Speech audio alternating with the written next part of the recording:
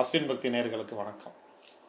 இன்றைக்கி நம்ம பார்க்க போகிற தலைப்பு என்ன அப்படின்னம்னா, சனி பகவான் இந்த மார்ச் மாதம் வருகிற 29ஆம் தேதி இரவு 9:44 கும்பராசியிலிருந்து மீன ராசிக்கு இடம்பெயர்ச்சி ஆகிறார்.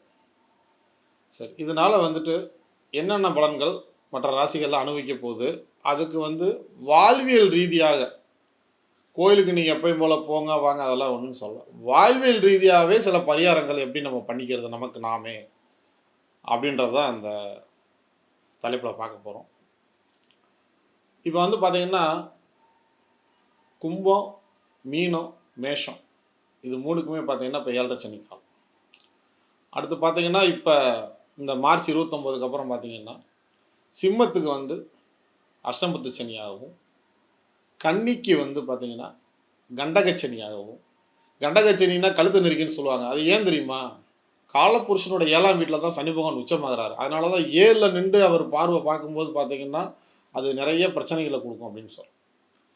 அடுத்து தனுசு ராசிக்கு அவங்களுக்கு பார்த்தீங்கன்னா அர்த்தாஷ்டம சனியாகவும் செயல்பட போகிறார். இப்போ இந்த சனி பகவான் வந்தாலே நீங்கள் பயப்படணும்னு எந்த ஒரு இதுவுமே பயப்படவே வேணாம். முதல்ல நம்ம சாதாரணமாக வாழ்க்கையில் நல்ல நல்ல யாருக்கும் எந்த துரோகம் பண்ணாமல் நம்ம நல்லபடியாக வாழ்க்கை வாழ்ந்தாலே சனிமன் எதுவும் பண்ண மாட்டார். ரெண்டாவது தசை புத்தியை பொறுத்த விஷயம் அது. இன்றைக்கி தசை நல்ல தசை நடக்கும்போது எந்த விதமான கெடுபலன்களும் கிடைக்காது. அது எந்த மாற்று கருத்தும் கிடையாது. இப்போ இத்தனை ராசி இருக்காங்க, இவ்வளோ ராசிக்காரர்களுக்கு ஒரே மாதிரி நடக்குதா? ஏன் நடக்க மாட்டேங்குது அப்படின்னா அவங்களோட கொடுப்பினைன்னு ஒன்று இருக்குது. அது அவங்க சுய ஜாதகத்தை ஆய்வு பண்ணி தான் இந்த 7.5 சனி, அஷ்டமத்து சனி, அர்த்தாசம சனி, கண்டக சனி என்ன பண்ணுன்றதை நம்ம சொல்ல முடியும். இது பொதுவாக இந்த ராசிகள், ஏன்னா இந்த ராசிகள் கண்டிப்பாக ஒரு சின்ன இம்பேக்ட் பண்ணி ஆகும். ஸோ இவங்க வாழ்வியல் ரீதியாக என்ன பண்ணலாம் அப்படின்றத தான் நம்ம பார்க்க போகிறோம். அதை கொஞ்சம் குறித்து வச்சுக்கோங்க, அதுபடி நடங்க, நல்லது. சரி, இப்போ பார்த்தீங்கன்னா கும்பராசிக்கு பார்த்தீங்கன்னா அவர் பார்த்தீங்கன்னா குடும்பஸ்தானத்தில் இப்போ போய் உட்கார போகிறார். இப்போ இவங்க என்னென்ன கடைப்பிடிக்கணும்? ஃபஸ்ட்டு குடும்பத்தில் அன்வான்டாக யாரும் பேசக்கூடாது. இந்த கும்பராசிக்காரங்க அவங்க குடும்பத்தை போய் ரொம்ப அன்வான்டாக தேவையில்லாத பேச்சுக்களை பேசாதீங்க. கண்டிப்பாக மௌன விரதம் 1 மணி நேரம், சனிக்கிழமை காலைல அந்த சனி பகவான் உரையில் 6 to 7 கூட பார்த்தீங்கன்னா மௌன விரதம் 1 நாள் இருங்க கண்டிப்பாக. அதே மாதிரில சாப்பாட்டில் அதாவது சனியின் காரகத்துவமான நல்லெண்ணெய், பனை சம்பந்த பொருட்கள் இது பூராமே சேர்த்து நல்லா சாப்பிடுங்க. அதே நேரத்தில் யாருக்கும் வாக்கு மட்டும் கொடுத்துறாங்க, நான் இதை செய்கிறேன் அதை செய்கிறேன்னு வாக்கு கொடுத்துறாங்க. உன்னால் வாக்கை காப்பாற்ற முடியாது. காப்பாற்றலாம், ஆனால் அது ஸ்லோவாக நடக்கும். இத்தனை தேதினா அத்தனை தேதி நடக்காது. கொஞ்சம் ஏன்னா சனி பகவான் பார்த்தீங்கன்னா கொஞ்சம் ஸ்லோ பிளானட், செய்வார் ஆனால் லேட்டாக தான் செய்வார். நியாயமான முறையில் யார் யார் சம்பாதிக்கிறீங்களோ அவங்களுக்குலாம் யோகமான காலம் இந்த காலம் கும்பராசிக்கு. ஏன்னா 2ல் பார்த்தீங்கன்னா சனி பகவான் நீதிமான். அவர் நீதி நேர்மைக்கு எந்த விதமான வருமானம் இருந்தாலும் அதில் தடையே பண்ண மாட்டார் உங்களுக்கு. அதுக்கடுத்து பார்த்தீங்கன்னா மீனராசிக்கு ஜென்மத்தில் போகிறார். இப்போ போகிறார். இப்போ மீனராசிக்காரங்க என்னென்ன மாதிரி சில வழிமுறைகளை பின்பற்றணும் அப்படின்னா கண்டிப்பாக பார்த்தீங்கன்னா அவங்களுக்கு தலை சம்பந்தமான ஒரு பிரச்சனை கண்டிப்பாக வரும். தலை சம்பந்தமான பாரங்கள், தலைவலி இதெல்லாம் அந்த காலகட்டத்தில் வரும். கண்டிப்பாக எண்ணெய் வச்சுக்கணும். வாரத்தில் 1 நாள் கண்டிப்பாக எண்ணெய் தேய்ச்சி குளிக்கணும். கொஞ்சம் டையை அடிக்காமல் இருக்கிறது நல்லது. இந்த காலத்தில் டை அடித்தாங்கன்னா அந்த டையை ரொம்ப அடிக்காமல் கொஞ்சம் வெள்ளை முடி தெரிகிற மாதிரி வச்சுக்கோங்க. ஏன்னா சனி பகவான் முதுமைக்காரகன். அவர் தலையில் அந்த முதுமையை காமிச்சிட்டிங்க அப்படின்னா அவர் நற்பலனை தான் மீனராசிக்கு செய்வார். அந்த மாதிரி கொஞ்சம் டையை இப்போல்லாம் யாரும் அடிச்சுக்கிறாங்க. அதே நேரத்தில் பார்த்தீங்க அப்படின்னா கொஞ்சம் பொது காரியங்களில் நிறைய செலவிடுங்க. அதாவது எந்த விதமான ஆதாயமும் இல்லாமல் பொது காரியங்களில் பொது விஷயங்களில் செயல்படுங்க. மெயினாக திருமண காரியத்துக்கு நிறைய உதவும். இதெல்லாம் ரொம்ப நல்லாயிருக்கும் மீனராசி. சரி, மேஷராசி அப்படின்னம்னா அவங்களுக்கு பார்த்தீங்கன்னா அது விரைய சனியாக வராது. இப்போ அவங்களுக்கு பார்த்தீங்கன்னா கண்டிப்பாக பார்த்தீங்கன்னா கால்களில் வலி ஏற்படுறது, இல்லை மூட்டு வலிக்கிறது, இந்த மாதிரி பிரச்சனைகள்லாம் கொஞ்சம் வரும். இவங்க என்ன மாதிரி விஷயத்த கொஞ்சம் பரிகாரமாக செயல்படலாம் அப்படின்னா ஒன்றும் இல்லை, நம்ம தமிழ்நாட்டோட பார்டரு ஒன்று தனுஷ்கோடி போங்க, இல்லை சென்னையை தாண்டி கும்மிடிப்பூண்டி போங்க, அப்படின்னா திருப்பதி பக்கம் போயிட்டாங்க, ஒரு பார்டரு தாண்டி வாங்க. அதே இடத்துல பார்த்தீங்கன்னா நிறைய ட்ராவல் இருக்கும், அலைச்சல் இருக்கும். அந்த ட்ராவலை பற்றி கவலைப்படாமல் போய் அலைஞ்சிக்கிட்டே இருங்க. ஆன்மீக ரீதியாக போகணுமா, கோயிலில் பார்த்தீங்கன்னா அடிப்பிரதர்சனம் பண்ணுங்கள். பாத யாத்திரை போகலாம், கிரிவலம் போகலாம், இது எல்லாமே செய்யலாம். மெயினாக வந்து 12ஆம் இடம் தூக்கத்தை குறிக்கிறது.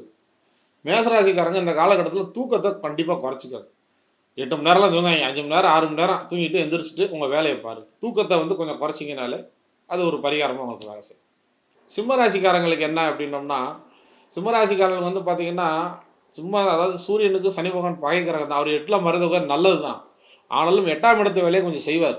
கண்டிப்பாக சிம்மராசிக்காரங்களுக்கு வந்து பார்த்திங்கன்னா, இப்போ வம்பு வழக்கு இல்லைனா போலீஸ் ஸ்டேஷன் போய் வர்றதுக்கான சூழ்நிலை இதெல்லாம் கண்டிப்பாக கொடுத்துரும். ஸோ இதை தவிர்க்கிறதுக்கு நம்ம என்ன பண்ணலாம் அப்படின்னோம்னா, உங்கள் வீட்டு டாய்லெட்டை க்ளீன் பண்ணுங்கள். உங்கள் வீட்டு டாய்லெட்டை க்ளீன் பண்ணுங்கள். இல்லையா வீட்டை சுற்றி கூட்டுங்க. உங்களுக்கு வீடு பால்கனிலாம் இருக்குது, ஓப்பன் ஸ்பேஸ் இருக்குன்னா வீட்டை சுற்றி நல்லா கூட்டுங்க. நீங்கள் 4 பேர் பார்க்கணும், என்னங்க நீங்கள் போய் இந்த வேலையை பார்க்குறீங்களே அப்படின்னாலே அது பரிகாரமாக வேலை செய்ய ஆரம்பிச்சு. அடுத்தபடியாக என்ன அப்படின்னோம்னா, உங்கள் பேரில் ஏதாவது டெபாசிட் பண்ணிக்கணும். 8 ஆதிக்கத்தில், அதாவது 8000, 17,000, 26,000 இந்த மாதிரி வந்து பார்த்தீங்கன்னா அமௌண்ட்டை வந்து உங்கள் பேரில் டெபாசிட் பண்ணிக்கோங்க. இந்த 2.5 வருஷ காலகட்டம் வந்து உங்களை வந்து சிறப்பாக கொண்டு போயிடும். அதுக்கடுத்து பார்த்தீங்கன்னா கன்னியாராசி. இந்த கன்னிராசிக்காரங்களுக்கு பார்த்தீங்கன்னா அது வந்து கண்டகசனி. இப்போ என்ன பண்ணணும் அப்படின்னோம்னா, மெயினாக வந்து அந்த கன்னியாராசிக்காரங்க வந்து மெயினாக வந்து பொது சேவை ஈடுபாடு தான் அதில் ரொம்ப முக்கியம்.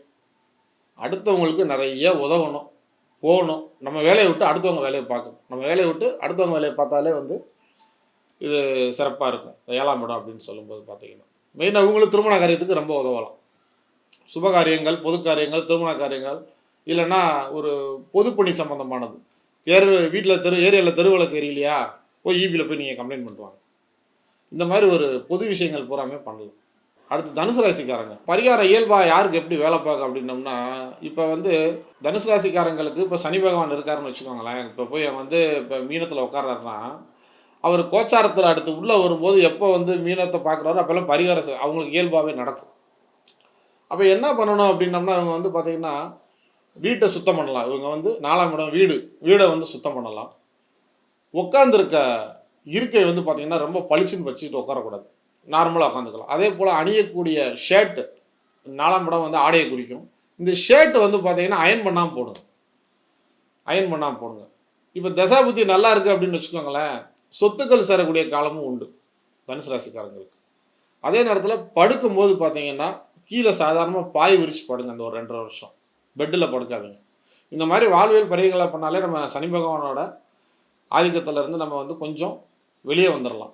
என்ன அப்படின்னம்னா, இப்போ நான் சொன்னது எல்லாமே அதோட காரகத்துவங்க, சனி பகவானோட காரகத்தில் அதை நம்ம ஏக்கிட்டோம் அப்படின்னாலே நமக்கு வேறு மாதிரி எந்த பிரச்சனையுமே வராதுன்றது தான் இதனுடைய ஒரு தாத்பரியம். நன்றி, வணக்கம். மீண்டும் அடுத்த பதிவில் சந்திப்போம்.